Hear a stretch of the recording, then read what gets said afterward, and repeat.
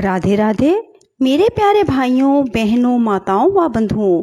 आज सोमवार के दिन मैं आपके लिए लाई हूँ भगवान शिव और माँ पार्वती की कथा।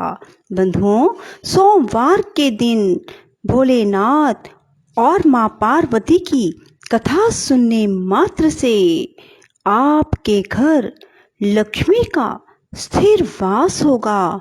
बंधुओं, यदि आपने हमारे चैनल को अब तक सब्सक्राइब नहीं किया तो जरूर करें और बेल आइकन दबाना ना भूलें ताकि आपको हमारी आने वाली सभी वीडियोस की जानकारी सबसे पहले हो सके।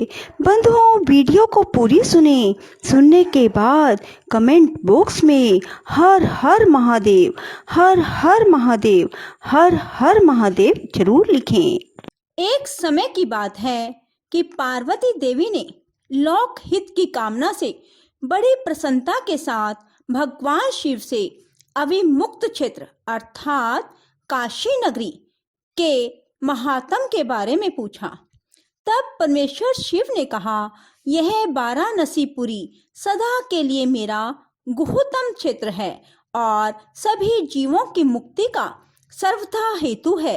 इस सिद्धगण सदा मेरे व्रत का आश्रय ले नाना प्रकार के वेश धारण किए मेरे लोक को पाने की इच्छा रखकर जित आत्मा और जितेंद्रिय हो नित्य महायोग का अभ्यास करते हैं। उस उत्तम महायोग का नाम है पाशुपत योग। उसका श्रुतियों द्वारा प्रतिपादन हुआ है।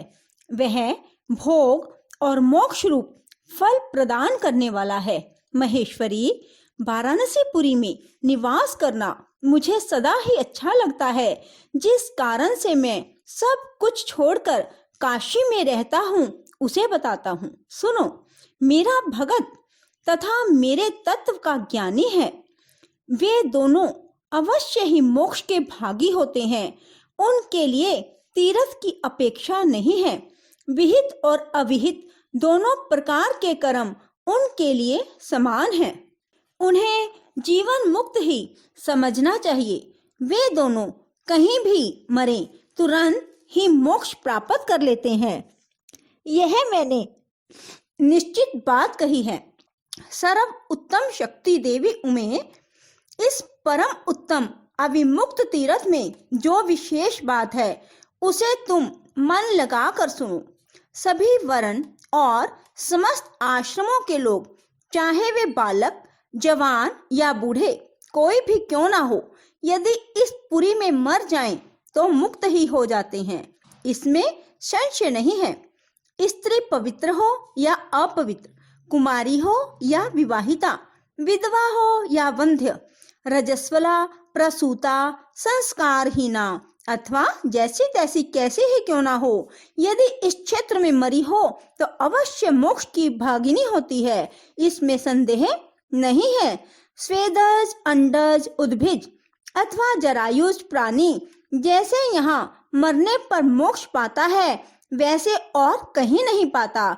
हे देवी उमे, यहाँ मरने वाले के लिए ना ज्ञान की अपेक्षा है, ना भक्ति की, ना कर्म की आवश्यकता है, ना दान की, ना कभी संस्कृति की अपेक्षा है और ना धर्म की ही।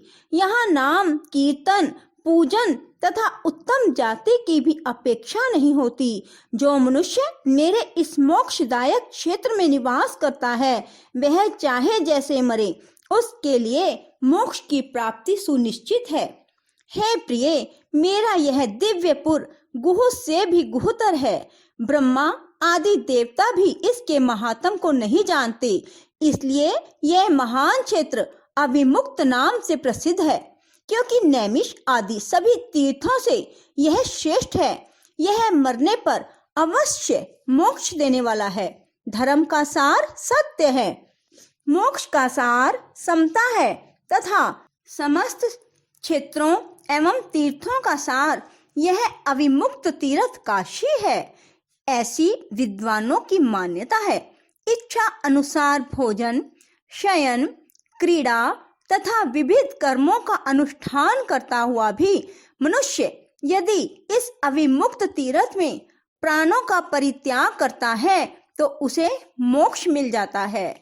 जिसका चित्त विषयों में आसक्त है और जिसने धर्म की रुचि त्याग दी है, वह भी यदि इस क्षेत्र में मृत्यु को प्राप्त होता है तो पुनः संसार बंधन में नहीं पड़ता। फिर जो ममता से रहित, धीर, सत्वगुणी, दंभहीन, कर्म कुशल और कर्तापन के अभिमान से रहित होने के कारण किसी भी कर्म का आरंभ ना करने वाले हैं, उनकी तो बात ही क्या है, वे सब मुझ में ही स्थित हैं। इस काशीपुरी में शिव भक्तों द्वारा अनेक शिवलिंग स्थापित किए गए हैं। हे पार्वती, वे संपूर्ण अभिष्टों को देने वाले और मोक्षदायक हैं। चारों दिशाओं में 5-5 कोस फैला हुआ यह क्षेत्र अविमुक्त कहा गया है। वह सब ओर से मोक्षदायक है। जीव को मृत्यु काल में यह क्षेत्र उपलब्ध हो जाए तो उसे अवश्य मोक्ष की प्राप्ति होती है। यदि निष्पाप मनुष्य काशी में मरे तो उसका तत्काल मोक्ष हो जाता है, और जो पापी मनुष्य मरता है वह काय व्यूहों को प्राप्त होता है। उसे पहले यातना का अनुभव करके ही मोक्ष की प्राप्ति होती है। हे सुंदरी पार्वती, जो इस अविमुक्त क्षेत्र में पातक करता है वह हजारों वर्षों तक भैरवी यातना पाकर पाप का फल भोगने के पश्चात ही मोक्ष पाता है। 100 कोटि कल्पों में भी अपने किए हुए कर्म का क्षय नहीं होता। जीव को अपने द्वारा किए गए शुभ अशुभ कर्म का फल अवश्य भोगना पड़ता है। केवल अशुभ कर्म नरक देने वाला होता है, केवल शुभ कर्म स्वर्ग की प्राप्ति कराने वाला होता है, तथा शुभ और अशुभ दोनों कर्मों से मनुष्य योनि की प्राप्ति बताई गई है। अशुभ कर्म की कमी और शुभ कर्म की अधिकता होने पर उत्तम जन्म प्राप्त होता है। शुभ कर्म की कमी और अशुभ कर्म की अधिकता होने पर यहाँ अधम जन्म की प्राप्ति होती है। हे पार्वती, जब शुभ और अशुभ दोनों ही कर्मों का क्षय हो जाता है तभी जीव को सच्चा मोक्ष प्राप्त होता है। यदि किसी ने पूर्व जन्म में आदर पूर्वक काशी का दर्शन किया है तभी उसे जन्म में काशी में पहुंचकर मृत्यु की प्राप्ति होती है। जो मनुष्य काशी जाकर गंगा में स्नान करता है उसके क्रियमान और संचित कर्म का नाश हो जाता है, परंतु प्रारब्ध कर्म भोगे बिना नष्ट नहीं होता। यह निश्चित बात है। जिसकी काशी में मुक्ति हो जाती है उसके प्रारब्ध कर्म का भी क्षय हो जाता है। प्रिय, जिसने एक ब्राह्मण को भी काशी वास करवाया है वह स्वयं भी काशी वास का अवसर पाकर मोक्ष लाभ करता है। हे मुनिवरों, इस तरह काशी का तथा विश्वेश्वर लिंग का प्रचुर महात्म बताया गया है, जो सत्पुरुषों को भोग और मोक्ष प्रदान करने वाला है। इसे सुनने से मनुष्य क्षण भर में समस्त पापों से मुक्त हो जाता है। राधे राधे, जय श्री कृष्णा। दोस्तों, यदि आपको हमारी वीडियो पसंद आए तो इसे लाइक करें